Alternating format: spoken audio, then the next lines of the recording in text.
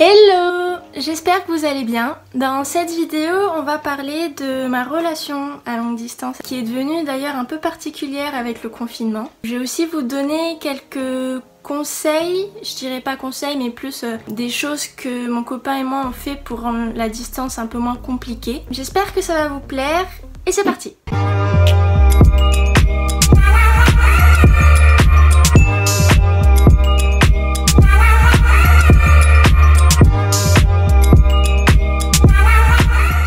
Donc j'ai ma petite fiche histoire d'être sûre de rien oublier, on sait jamais. Alors Rémi et moi on est tous les deux en master en France et donc qui dit master dit stage de dernière année. Rémi lui ça fait déjà plus d'1 an qu'il est dans sa structure d'accueil pour son stage et moi je devais donc trouver un stage en métropole. J'ai cherché et malheureusement j'ai pas trouvé quelque chose qui me plaisait en France et j'ai donc postulé pour l'université de la Nouvelle-Calédonie. Ils m'ont donné une réponse positive et là forcément ça a un peu embêté Rémi que du coup j'envisage un stage aussi loin et que forcément je sois acceptée. Enfin il était content que je trouve quelque chose forcément et surtout de mon pays d'origine mais c'est vrai que ça voulait forcément dire de la distance et pendant un certain laps de temps.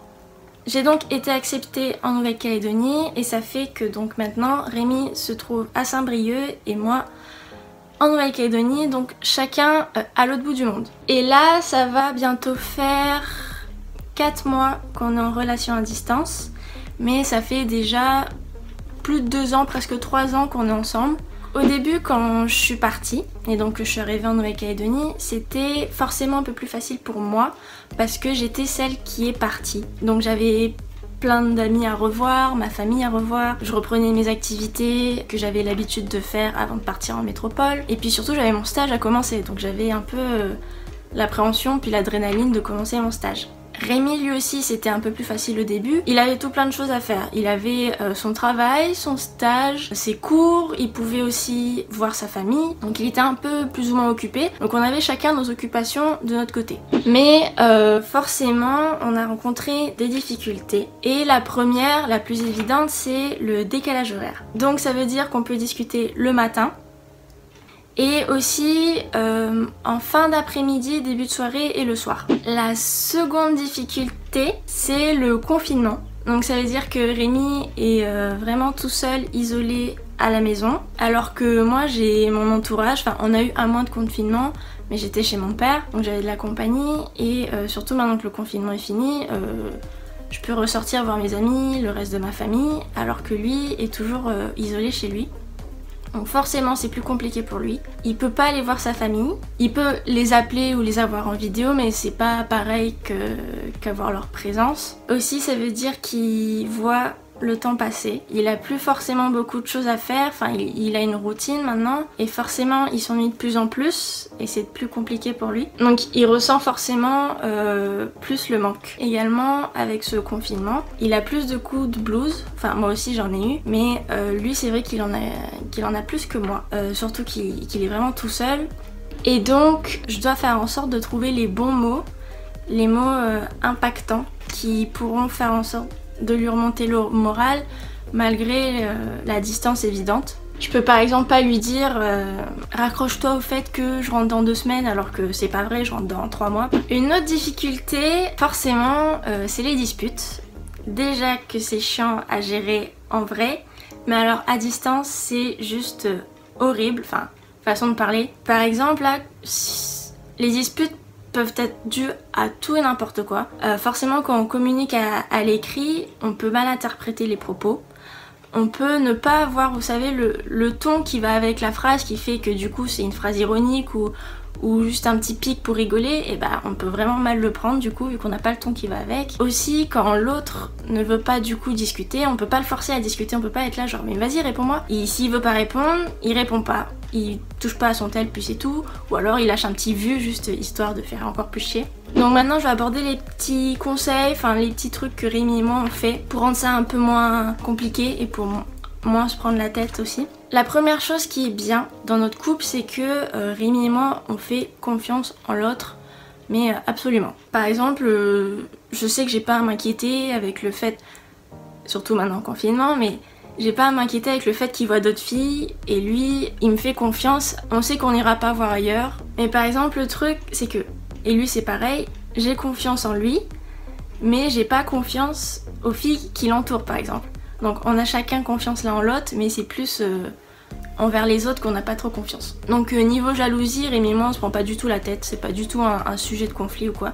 Donc franchement c'est déjà hyper bien la confiance l'un en l'autre. Aussi quelque chose d'important c'est de s'investir dans le couple. S'investir mais pas trop, j'y reviendrai après. Donc par exemple moi je sais que Rémi il se réveille souvent aux alentours de 8h 9h, donc ça fait 17h 18h chez moi. Et donc j'essaye de faire en sorte d'avoir une connexion au moment où il se réveille. Par exemple, même si je passe la journée avec mes potes ou ma famille ou en extérieur, j'en sais rien, je ferai en sorte d'avoir une connexion vers 17h-18h histoire de lui parler quand il se réveille quoi. Ça fait toujours plaisir. Aussi ce qui est bien, comme je disais tout à l'heure, c'est les appels vidéo. On essaye de pas trop en faire histoire de pas tomber dans une routine et que ce soit toujours des moments un peu spéciaux. Et pendant les appels vidéo aussi, quelquefois on essaye de faire des activités ensemble. Par exemple, une fois Rémi lisait un livre sur le corps humain et je l'avais appelé à ce moment-là et donc je l'interrompais dans sa lecture et je lui ai dit bah vas-y fais-moi la lecture comme ça tu lis à haute voix puis moi aussi j'apprends quelque chose en même temps que toi quoi. Et puis ça m'intéressait. C'était un petit moment, un petit truc à deux quoi. Et aussi autre chose, par exemple, un soir je l'ai appelé. Et puis après j'ai fait ma séance de sport. Du coup pendant que je faisais mon sport, il me corrigeait dans mes mouvements, il me donnait des conseils, etc. Donc voilà, toujours des petits trucs à faire à deux, même à distance. C'est pas très très compliqué. Et ce qui est cool avec les appels vidéo, c'est que Rémi c'est quelqu'un d'assez foufou. Donc il est souvent de bonne humeur et du coup ça nous met tous les deux de bonne humeur et ça nous remonte le moral.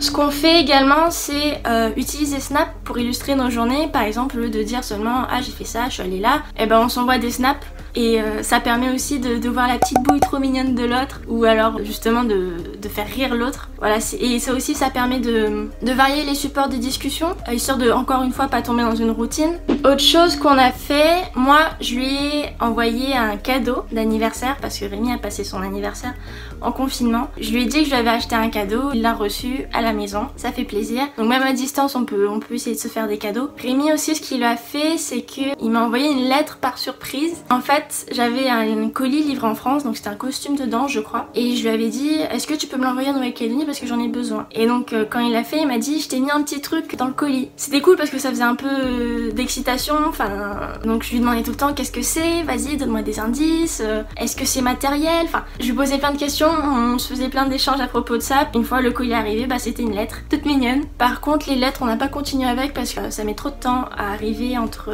la Calédonie et la France. Et surtout maintenant avec le confinement, les lettres c'est pas vraiment très prioritaire. Autre chose qu'on a fait c'est un Netflix party mais une seule fois parce que avec le décalage horaire voilà c'est pas trop facile à faire. Surtout que par exemple si je lui dis ah bah tiens à 20h on se fait un Netflix party, il est pas forcément 20h chez lui. À l'heure qu'il est chez lui il a pas forcément que ça à faire de regarder un film. Donc voilà, Netflix party on l'a fait une fois mais là on le fait plus parce que c'est pas top niveau décalage horaire. Donc comme je disais tout à l'heure, s'investir mais pas trop. Je dis ça pour ne pas étouffer l'autre. Par exemple des fois on n'a rien à se raconter, c'est tout à fait normal. On va pas essayer de faire la conversation pour faire la conversation. Si on a rien à se dire, on a rien à se dire, je veux dire, surtout Rémi avec le confinement, il fait tout le temps les mêmes choses, il a pas grand chose à faire. Si on a rien à se raconter, on ne culpabilise pas et on n'est pas frustré quoi, c'est tout à fait normal d'avoir rien à se dire. Je pense que là on privilégie la qualité des discussions plutôt qu'à la quantité des discussions. Et autre chose aussi qui aide beaucoup, c'est avoir un doudou ou moi ce que je préfère c'est avoir le parfum de l'autre. Donc la première fois qu'on était en relation à distance, j'avais un t-shirt de Rémi avec son parfum dessus. Et là je sais pas pourquoi j'ai rien pris, donc j'ai rien de lui. Sauf du coup sa lettre qui m'a envoyé. Mais du coup ce que je fais c'est que par exemple si je suis dans un centre commercial et qu'il y a une parfumerie, je vais dans le rayon homme et puis je petite un peu son parfum sur un bâtonnet et puis comme ça je l'ai pour la journée. Et du coup ça me fait trop plaisir quand je le sens. Forcément ça remplace pas l'autre mais c'est vrai que psychologiquement ça remonte le moral. Un petit doudou ou un parfum ou un petit objet de l'autre, un t-shirt, n'importe quoi. Donc voilà, c'est fini pour cette vidéo. J'espère qu'elle vous aura plu, que vous aurez eu quelques petits conseils pour les personnes qui sont dans la même situation que nous, ou que même que ça vous aura appris quelque chose, j'en sais rien. En tout cas, j'espère vraiment que ça vous aura plu. Moi, je vous fais des gros bisous et je vous dis à la prochaine fois.